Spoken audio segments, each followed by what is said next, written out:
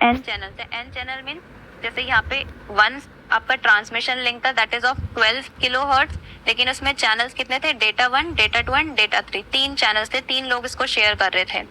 उसके बाद डीमक्स आता है। डीमक्स क्या काम करता है, सेपरेट करने का काम करता है। पहले कंबाइन किए थे अपने सिग्नल, अब आपको ओरिजिनल फॉर्म में चाहिए तो यहाँ पे सेपरेट हो जाएंगे सारे सिग्नल्स। तो मल्टीप्लेक्सिंग क्या हुआ कि आपने साइमल्टेनियसली ट्रांसमिशन किया मल्टीपल सिग्नल्स का किसके through, a single data link. Data link यहाँ पे जो ट्रांसमिशन लिंक था दैट इज सिंगल, तो ये होता है आपका मल्टीप्लेक्सिंग। अब यहाँ पे मल्टीप्लेक्सिंग के 2 टाइप्स होते हैं। एनालॉग सिग्नल्स के लिए हो सकता है ये, या फिर हो सकता है डिजिटल सिग्नल्स के लिए। डिजिटल सिग्नल्स में आता है आपका टाइम डिवीजन मल्टीप्लेक्सिंग TDM, और एनालॉग में आता है आपका frequency division and wavelength division multiplexing. अब हम सबसे पहले देखेंगे फ्रीक्वेंसी डिवीजन मल्टीप्लेक्सिंग क्या होता है। अगर हमें डायग्राम समझ आता है तो थ्योरी हम अच्छे से लिख सकते हैं। सो डायग्राम समझते हैं अच्छे से। सबसे पहले यहाँ पे आपका इनपुट सिग्नल है जो कि एनालॉग सिग्नल है, क्योंकि ये एनालॉग टेक्निक पे वर्क करता है फ्रीक्वेंसी डिवीजन। सो आपका analogue signal as an input गया, फिर यहाँ पे मॉड्यूलेटर आया और कैरियर फ्रीक्वेंसी आई। तो आपका जो सिग्नल है वो मॉड्यूलेटर कंबाइन कर देगा विद योर कैरियर फ्रीक्वेंसी। तो यहाँ पे होगा कि जैसे आपका सिग्नल 1 है, ये सिग्नल 2 है, ये सिग्नल 3 है, हर एक सिग्नल के लिए होगी कैरियर फ्रीक्वेंसी जिसको हम कंबाइन करेंगे विद योर इनपुट।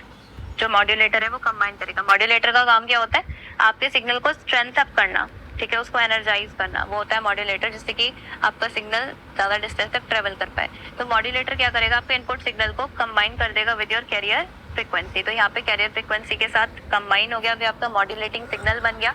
अब ये तीनों सिग्नल्स को हमने यहाँ पे कंबाइन किया किसके थ्रू, मल्टीप्लेक्सर के थ्रू। यहाँ पे आपके सारे हैं कंबाइंड सिग्नल, तो ये मल्टीप्लेक्सिंग हो गई। यहाँ पे आपका मल्टीप्लेक्सिंग का कॉन्सेप्ट हो गया कि डिफरेंट फ्रीक्वेंसीज के सिग्नल्स को हमने यहाँ पे कंबाइन कर दिया। उसके बाद आते हैं आपके फिल्टर्स। अब ये फिल्टर्स क्या काम करते हैं, यहाँ पे आपने मल्टीप्लेक्सिंग की, उसके बाद यहाँ पे डीमक्स का काम होगा, यानी कि सारे सिग्नल्स जो आपने यहाँ पे भेजे थे वो सारे सिग्नल्स क्या हो जाएंगे, सेपरेट होंगे through this filter, but directly separate नहीं होंगे।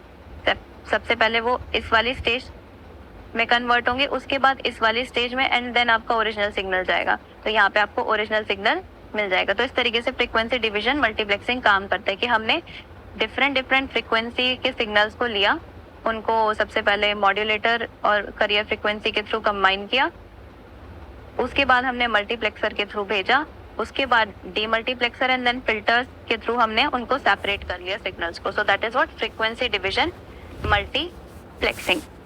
इसको यूज कहाँ पे किया जाता है, radio broadcasting and TV networks में इसका यूज किया जाता है। सेम थिंग यहाँ पे थ्योरी में लिखी है।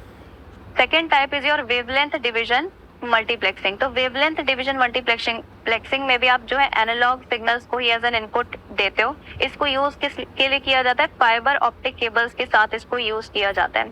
यहाँ पे हम इनपुट लेंगे डिफरेंट वेवलेंथ्स का, यानी कि डिफरेंट आपके जो ऑप्टिकल सिग्नल्स होंगे उन ऑप्टिकल सिग्नल्स के वेवलेंथ को यहाँ पे इनपुट किया जाएगा और प्रिज्म के थ्रू पास किया जाएगा, क्योंकि ऑप्टिकल सिग्नल्स है यहाँ पे जो लाइट सिग्नल्स है, इसलिए यहाँ पे प्रिज्म यूज किया जा रहा है एज एन मल्टीप्लेक्सर और डीमल्टीप्लेक्सर, क्योंकि हमें पता है प्रिज्म की प्रॉपर्टी होती है, अगर लाइट वेव पास होती है प्रिज्म के थ्रू तो वो स्कैटर कर जाती है 7 कलर्स में, और 7 कलर्स अगर जा रहे होते हैं तो वो व्हाइट लाइट में एक सिंगल लाइट में कन्वर्ट हो जाती है। तो इसलिए यहाँ पे एज मल्टीप्लेक्सर यहाँ पे वर्क कर रहा है प्रिज्म, और डीमल्टीप्लेक्सर भी वर्क कर रहा है कि यहाँ से मल्टीपल लाइट्स आ रही हैं, मल्टीपल वेवलेंथ्स की, फिर वो कंबाइन हो रही हैं, जा रही हैं थ्रू फाइबर ऑप्टिकल केबल। तो यहाँ पे डिफरेंट वेवलेंथ के सिग्नल्स एक फाइबर ऑप्टिकल केबल को यूज कर रहे हैं, एंड यहाँ पे एज अ डीमक्स काम कर रहा है आपका प्रिज्म। तो यहाँ पे वो आपका वेवलेंथ डिवीजन मल्टीप्लेक्सिंग।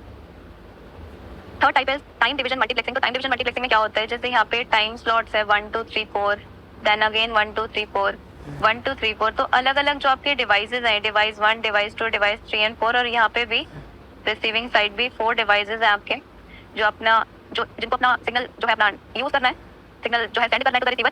तो यहाँ पे पहले से ही टाइम स्लॉट है, जैसे कि 1 डिवाइस के लिए ये वाले टाइम स्लॉट्स हैं। तो जो ये टाइम स्लॉट्स एलोकेट हुए हैं कि इतने टाइम के लिए ये बैंडविड्थ को यूज कर पाएंगे, तो अगर इस पर्टिकुलर टाइम स्लॉट में डिवाइस 1 इस बैंडविड्थ को यूज करता है तो ओवरऑल बैंडविड्थ को ये यूज कर सकता है। यहाँ पे जो है फ्रीक्वेंसी को चेंज नहीं किया गया, जैसे कि अभी हमें फ्रीक्वेंसी को चेंज किया गया था, यहाँ पे फ्रीक्वेंसी सेम है, बट यहाँ पे टाइम जो है वो एलोकेट कर दिया है हमने हर एक डिवाइस। तो उनके डेटा थे ये A1 पर टाइम, उसके बाई स्लॉट किया, वो टेक्निक होती है जिसमें टाइम स्लॉट्स करते हैं और लेटेंसी यानी कि delay. Bandwidth of a network is given by number of bits that can be transmitted over the network in a certain period of time. Basically bandwidth हम इस तरीके से निकालते हैं, सपोज यहाँ पे 40 किलो हर्ट्ज है, फ्रीक्वेंसी पड़ेगा बिकॉज आपका मैसेज है, अगर आपका मैसेज टाइम प्रोपेगेशन स्पीड, तो देखते हैं किस तरीके से कैलकुलेट करेंगे। What is third is transmission time. Transmission time depend करता है कि कितना बड़ा आपका मैसेज है। अगर आपका मैसेज ज़्यादा बड़ा है तो ज़्यादा ट्रांसमिशन टाइम लगेगा, कम है तो कम लगेगा। तो उसी से हम फॉर्मूला लिख सकते हैं मैसेज साइज अपॉन बैंडविड्थ। अब यहाँ पे एक न्यूमेरिकल देखते हैं। तो यहाँ पे पूछा है what is the propagation time and what is the transmission time. तो प्रोपोगेशन टाइम मैंने आपको बताया सोर्स टू डेस्टिनेशन ट्रेवल करने में जितना टाइम लग रहा है, और ट्रांसमिशन टाइम डिपेंड करता है मैसेज के साइज पे। तो वहीं से आप फॉर्मूला याद रख सकते हो, मैसेज साइज अपॉन बैंडविड्थ, और प्रोपोगेशन टाइम के लिए distance upon propagation time, propagation speed. तो देखते हैं किस तरीके से कैलकुलेट करेंगे प्रोपोगेशन टाइम। तो डिस्टेंस कितना है यहाँ पे, distance is 12,000 kilometre. So 12,000 divided by propagation speed कितनी है, लाइट कितने स्पीड पे ट्रेवल करती है, 2.4 मल्टीप्लाइड बाय 10⁻⁴ मीटर पर सेकेंड। सो यहाँ से आपका आ जाएगा प्रोपोगेशन टाइम। अगर आपको ट्रांसमिशन टाइम निकालना है तो आपको मैसेज साइज देखना पड़ेगा। तो यहाँ पे लिखा है फॉर अ 5 मेगाबाइट मैसेज, तो मेगा में आपको 10⁻⁶ से मल्टीप्लाई करना पड़ेगा। तो 5 × 10⁻⁶, और यहाँ पे बाइट में है तो बाइट को भी बिट में चेंज करना पड़ेगा 8 से मल्टीप्लाई करके। तो ये वो आपका मैसेज का साइज। बैंडविड्थ कितने की गिवन है, 1 मेगा बिट पर सेकेंड। तो 1 मेगा के लिए 10⁻⁶ से मल्टीप्लाई किया, और ऑलरेडी बिट्स में है तो यहाँ पे 8 लिखने की जरूरत नहीं। अगर बाइट में होता तो आपको 8 लिखना पड़ता। ओके, तो यहाँ से आप लोग कैलकुलेट कर सकते हो propagation and to the power 6। और यहाँ पे बाइट में है तो बाइट को भी बिट में चेंज करना पड़ेगा 8 से मल्टीप्लाई करके। तो ये वो आपका मैसेज का साइज। बैंडविड्थ कितने की वन है, 1 मेगा बिट पर सेकेंड। तो 1 मेगा के लिए 10 सेकेंड। न्यूमेरिकल में क्या है, if the bandwidth of the channel is 5 kbps, so ये पूछ रहा है how long does it take for 1 lakh to pass. So I suggest you to pause the video and try it yourself and then see the solution. तो यहाँ पे क्या given है कि 1 सेकेंड में 5 × 10⁻³ बिट्स ट्रांसमिट किए जा रहे हैं। ठीक है, अभी पूछ रहा है इतने बिट्स को ट्रांसमिट होने में कितना टाइम लगेगा। तो मैं इसको ऐसे भी लिख सकती हूँ, 3 बिट्स को 1 सेकेंड लग रहा है। तो अगर इतने बिट्स की बात करें 1 × 10⁻⁶ बिट्स, तो उसको कितना टाइम लग जाएगा, 1 × 10⁻⁶।